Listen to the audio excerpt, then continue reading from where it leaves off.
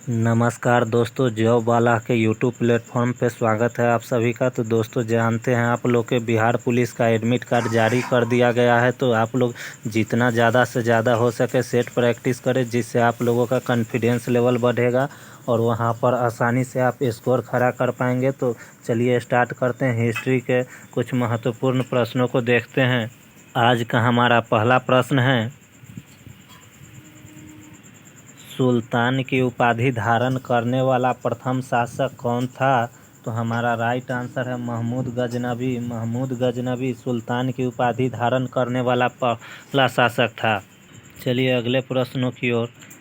दिल्ली सल्तनत के किस शासक ने सबसे पहले अस्थाई सेना की नींव रखी? तो हमारा राइट आंसर है अलाउद्दीन खिलजी ने दिल्ली सल्तनत के अस्थाई सेना की नींव रखी। बात करें अलाउद्दीन खिलजी का, तो इन्होंने घोड़ा दागने का प्रथा और सैनिकों के नकद वेतन देने की प्रथा और हुलिया की प्रथा अलाउद्दीन खिलजी के समय लागू किया गया था। चीनी यात्री संयुगन भारत में कब आए? चीनी यात्री संगयुन भारत में कब आए? तो हमारा राइट आंसर है 518 ईस्वी में चीनी यात्री संगयुन भारत आए। तुर्कान चहलगानी को समाप्त किसके द्वारा किया गया? तो हमारा राइट आंसर है बलबन के द्वारा तुर्कान चहलगानी प्रथा को समाप्त किया गया। चलिए अगले प्रश्नों की ओर। अगला प्रश्न है हमारा, वंदे मातरम किस राष्ट्रीय आंदोलन का मुख्य गीत था? तो हमारा राइट आंसर है स्वदेशी आंदोलन का राष्ट्रीय गीत वंदे मातरम था। तो वंदे मातरम को गाया किसने? तो बंकिम चंद्र चटर्जी ने वंदे मातरम गीत को गाया। माउंटबेटन योजना के अंतर्गत कब पहली बार भारत विभाजन एवं पाकिस्तान विभाजन को स्वीकार किया गया? तो हमारा आंसर है 15 अगस्त 1947 को। जिस दिन देश आज़ाद हुआ उसी दिन माउंटबेटन योजना को भारत विभाजन एवं पाकिस्तान विभाजन के रूप में स्वीकार किया गया। भारत आज़ाद हुआ 15 अगस्त 1947 ईस्वी को। तो भारत जो है स्वतंत्रता दिवस अपना 15 अगस्त को मनाता है और वहीं पाकिस्तान अपना स्वतंत्रता दिवस 14 अगस्त को मनाता है। प्रथम बौद्ध संगीति के अध्यक्ष कौन थे? तो हमारा राइट आंसर है महाकश्यप। प्रथम बौद्ध संगीति के अध्यक्ष महाकश्यप थे। दूसरे बौद्ध संगीति के अध्यक्ष जो थे सवाकामी थे। तीसरे बौद्ध संगीति के अध्यक्ष मोगलीपुत्तिस थे।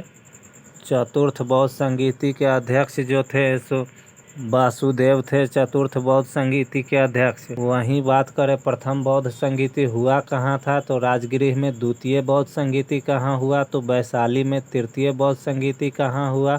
तो पाटलिपुत्र में। और चतुर्थ बौद्ध संगीति जो हुआ कुंडलवन कश्मीर में।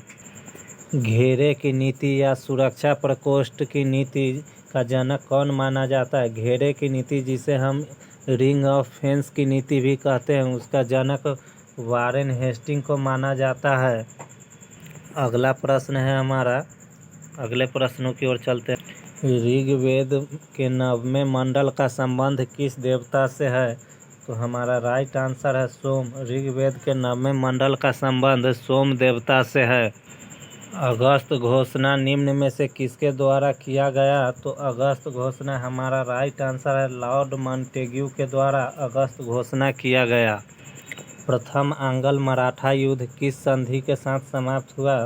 तो हमारा राइट आंसर है सालाबाई की संधि के द्वारा प्रथम आंग्ल मराठा युद्ध की समाप्ति हुई। भारत के किस शहर में अटाला मस्जिद स्थित है? तो हमारा राइट आंसर है जौनपुर। जौनपुर शहर में अटाला मस्जिद स्थित है। नेक्स्ट प्रश्नों की ओर चलते हैं। किस गवर्नर जनरल के समय द्वितीय एंग्लो सिख युद्ध संपन्न हुआ? तो हमारा राइट आंसर है लॉर्ड डलहौजी के समय द्वितीय एंग्लो सिख युद्ध संपन्न हुआ। महालवाड़ी व्यवस्था किसके द्वारा लागू किया गया था? तो हमारा राइट आंसर है हॉल्ट मैकेंजी के द्वारा महालवाड़ी व्यवस्था लागू किया गया। मंदिर निर्माण कला का जन्म किस काल में हुआ था? तो हमारा राइट आंसर है गुप्त काल में मंदिर निर्माण कला का जन्म हुआ। भारत में दास प्रथा पर प्रतिबंध लगाने की अनुशंसा कब की गई? तो हमारा आंसर है 1843 ईस्वी में भारत पर दास प्रथा पर प्रतिबंध लगाने की अनुशंसा की गई। चलिए अगले प्रश्नों की ओर। अगला प्रश्न देखते हैं। सिंधु घाटी सभ्यता भारत की सर्वाधिक प्राचीन सभ्यता है। निम्नलिखित में से कौन सा स्थल सिंधु घाटी सभ्यता का भारत में सबसे बड़ा स्थल है? तो हमारा आंसर है राखी गढ़ी जो है भारत में सिंधु घाटी सभ्यता का सबसे बड़ा स्थल है। 1857 की क्रांति मुख्यतः किस कारण से असफल रही? तो हमारा आंसर है ए नेतृत्व का अभाव, बी किसी सामान्य योजना और केंद्रीय संगठन की कमी, इसके प्रभाव का सीमित क्षेत्र होना, उपयुक्त सभी। तो हमारा आंसर होगा उपयुक्त सभी। सभी उपयुक्त कारण थे जिसके कारण 1857 की क्रांति असफल रहा। किस गवर्नर जनरल के काल में सिंध का विलय ब्रिटिश साम्राज्य में किया गया? तो हमारा आंसर है लॉर्ड एलनबरो के शासनकाल में सिंध का विलय ब्रिटिश साम्राज्य में कर दिया गया। नेक्स्ट प्रश्नों की ओर चलते हैं। अगला प्रश्न है लिंगराज मंदिर की नींव डाली थी? तो यानी लिंगराज मंदिर का नींव किसने डाला? तो हमारा आंसर है ययाति केसरी ने। ययाति केसरी ने लिंगराज मंदिर की नींव डाली। तो आप लोगों को दोस्तों बताना है कमेंट बॉक्स में कि लिंगराज मंदिर कहाँ स्थित है। आप लोग कमेंट बॉक्स में अपना जवाब दें। चलिए नेक्स्ट प्रश्नों की ओर। अगला प्रश्न है हमारा कुरु महाजनपद की राजधानी कहाँ थी? तो कुरु महाजनपद की राजधानी इंद्रप्रस्थ थी। जैसे पंचाल की राजधानी अहिछत्र थी, मत्स्य का विराटनगर था, कंबोज का हाटक था, उसी तरह काम्पिल्य कुरु इंद्रप्रस्थ का राजधानी था। अस्मक पोटली या पोतन था और कुरु का राजधानी कहाँ था? तो इंद्रप्रस्थ था। भगवान बुद्ध के गृह त्याग का प्रतीक है? तो हमारा राइट आंसर है घोड़ा। भगवान बुद्ध के गृह त्याग का प्रतीक घोड़ा है। बात करें भगवान बुद्ध का, तो भगवान बुद्ध का जन्म कब हुआ था? तो 563 ईसा पूर्व में कपिलवस्तु के लुम्बिनी नामक स्थान पर हुआ। इनके बचपन का नाम क्या था? तो सिद्धार्थ था।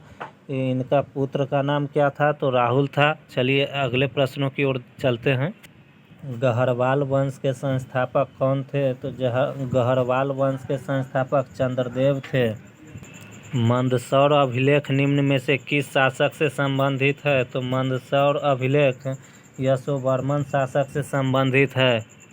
सैंधव सभ्यता के प्रमुख स्थल रोपड़ किस नदी के किनारे स्थित है? तो रोपड़ सतलज नदी के किनारे स्थित है।